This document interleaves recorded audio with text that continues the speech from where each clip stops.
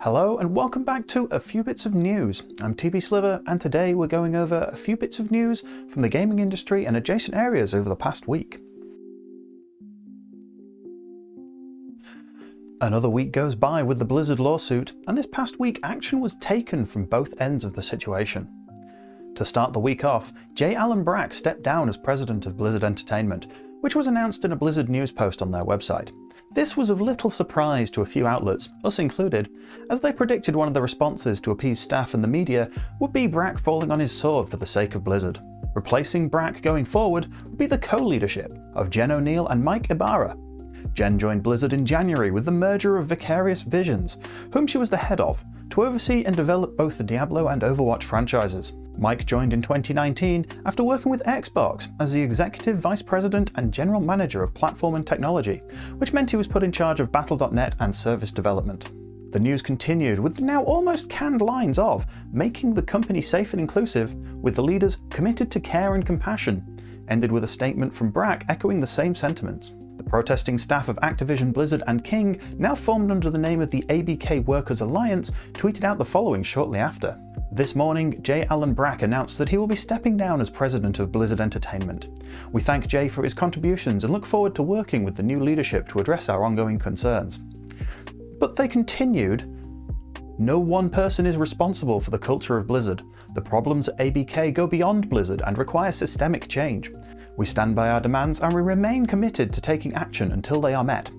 The walkout, according to the Alliance over Twitter, saw over 500 people join the in-person walkout, where only 50 were expected due to the pandemic, with another 1,000 members joining them in the virtual capacity. And they also included that the open letter then had, as of writing, 3,000 signatures. Brack wasn't the only departure in Blizzard that week, as Craig Morrison announced via Twitter his last day at the company. Craig was the design manager for World of Warcraft Legion, Warlords of Draenor and Battle for Azeroth, as well as WoW Classic. He then took on the role of principal designer for both Shadowlands and the Burning Crusade Classic. Another departure was that of top human resources executive at Blizzard, Jesse Meschuk, which was discussed by an Activision Blizzard spokesperson to Jason Schreier in a Bloomberg article. Finally, at the very end of the week, Jeff Kurtenacker announced his last day at Blizzard, after only joining the company last year. Jeff is known for his soundtrack work, namely that of the ill-fated Wildstar. As of time of writing, no firings at Activision itself have been made. The timing for all this was quite interesting, as the Q2 investor report was happening at the start of the week, in which to stop Krem's brain from melting, he turned to massively OP's Bree Royce to break it down once again. Things of note from the call was despite the player exodus to other titles, World of Warcraft again grew a double-digit percentage year on year. Vagueness, yay! However, Blizzard's monthly active users, the number they use to hide the individual numbers to their games, dropped by another 1 million from the last quarter. If you remember when we reported out the Q1 2021 report, Blizzard's numbers had been on a decline since Q1 2018, and now is down to 26 million across all their games. Despite current events, Blizzard still launched Hearthstone's current update, United in Swordwind, this week. The irony completely went over their heads on that one, and they still plan to release the Diablo 2 remaster in September. Perhaps they really do expect things to blow over by then. Just give us a second to go over the rest of the call before we explain why that's unlikely. Anyway, Diablo Immortal, however, was pushed back until the first quarter of 2022, in which Bree notes reading between the lines is going to have some heavy retooling. When the questions came in, the first was of course about the current issues in play. Kotick continued to repeat the same canned statements they'd been using all past week. Morale and Blizzard pride was questioned, and Jen popped in the call and reiterated the same statements of safe and inclusive and developer passion. Kotick continued to state to the shareholders the games are in the pipeline for 2022. Despite last quarter, Diablo Immortal was stated to be the big launch of this year. However, Bree notes despite the mention of WoW Burning Crusade Classic's launch being well received, the drop of MAUs for Blizzard were ignored during the call. With the shareholder call done, you would think that was it for the week. We'll grab that tea and take a big sip as the Blizzard house continues to burn down. A second lawsuit was filed the same day by some of the shareholders, feeling misled by the false statements given, including the state of Activision Blizzard internally, artificially inflating the company's stock price. The suit covers anyone who traded in Activision Blizzard stocks between August 4, 2016 and July 27, 2021, and will be handled by the Rosen law firm, The same group are handling the case of CD Projekt Red's similar suit over the launch of Cyberpunk 2077, and their case looks pretty solid, so as stated before, it's unlikely to blow over anytime soon. But wait! There's more! Fran Townsend was back in the news again this past week over her tweets on Twitter. Reports came in that she tweeted out an article entitled "The Problem with Whistleblowing." Combined with the previous week's letter to staff calling out the first lawsuit as untrue and out of context, you could see the staff taking issue with the tweet's tone. Well, as the reports go, when calling Townsend up on this, she promptly blocked those from her account, including staff members. We sadly at time of writing cannot confirm this firsthand because she has now deleted her own Twitter account. At the time, Activision Blizzard stated to Kotaku this was her personal account and it was her decision to delete it, and Townsend would remain at the company. What did change for Townsend that week was she stepped down as the executive sponsor of Activision Blizzard King Women's Network on 23rd July. It seems mostly because of mounting pressure over her letter to the staff and the ABK Alliance's calls to dismiss her from the post. As of writing, she remains Activision Blizzard's Chief Compliance Officer. Finally, in light of the lawsuits, sponsorship was pulled from both Overwatch and Call of Duty leagues. This was noticed first by esports site Dexerto. As of 21st July, both sites displayed the T-Mobile logo as part of their sponsorship. By the end of the month, the logo was removed from both sites. Added to this, the T-Mobile's Call of Duty sweepstakes had been quietly cancelled, and COD esports team New York Subliners had taped over their T-Mobile logo on their shirts. T-Mobile, as of writing, have yet to comment.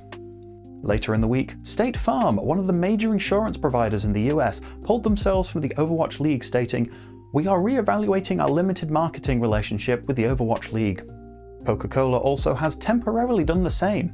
However, it's worth noting Kotick is one of the board of directors of Coca-Cola, so there could be slightly more to that one than just distancing themselves from Activision Blizzard. We will keep you updated on what's going on.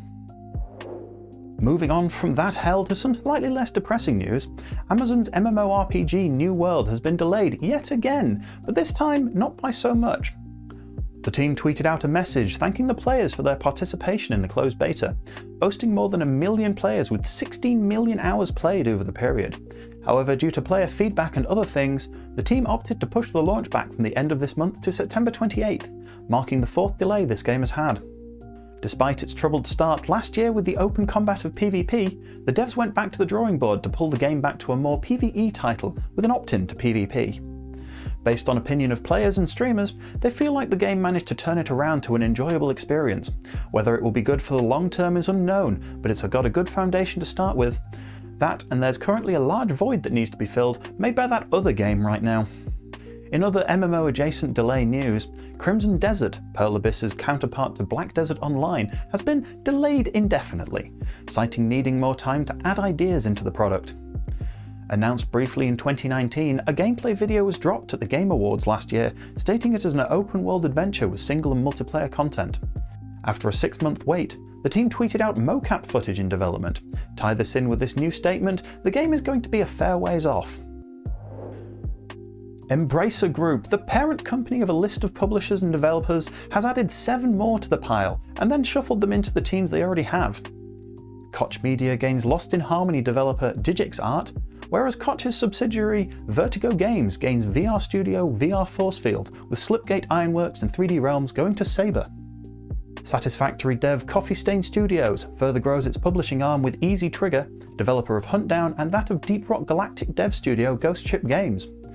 Finally, Embracer themselves obtained mobile dev Crazy Labs, bringing the total to around 70 studios. Embracer weren't the only ones snapping up studios this week, as Focus Home Interactive bought up Dotemu after working with Lizard Cube and Guard Crush Games to bring us Dragon's Trap and Streets of Rage 4 respectively. Dotemu will continue to bring retro remakes and sequels going forward, as they still have Teenage Mutant Ninja Turtles Shredder's Revenge to come. Krem is still waiting on that Golden Axe Warrior remake, you know. And now we have a few of this week's releases. On August 12th, we have Fire Tonight. Play both sides of a couple cut off from each other during a massive fire in town. Available on Switch and Steam. We also have the Back 4 Blood open beta. From the team that brought you Left 4 Dead 1 and 2 comes the next evolution in the series. Available on PC, Xbox and PlayStation until the 16th. And Foreclosed, follow the story of Evan Kapnos in a cyberpunk world with comic book styling as he tries to discover why his identity has been foreclosed. Available on all platforms. And on August 13th, we have Hades. Play as Zagreus, son of Hades, as he tries to escape the underworld. Now available on Xbox and PlayStation, making this available on all platforms. And that's it for this week's A Few Bits of News. Tune in next Monday for more news across the gaming industry, and as always, don't forget to like, comment and subscribe, as well as hit that bell to get notified of the next video. If you'd like to chat with us live, then come join me every Tuesday, Wednesday and Friday evening over on Twitch, link in the description, otherwise we'll see you below in the comments.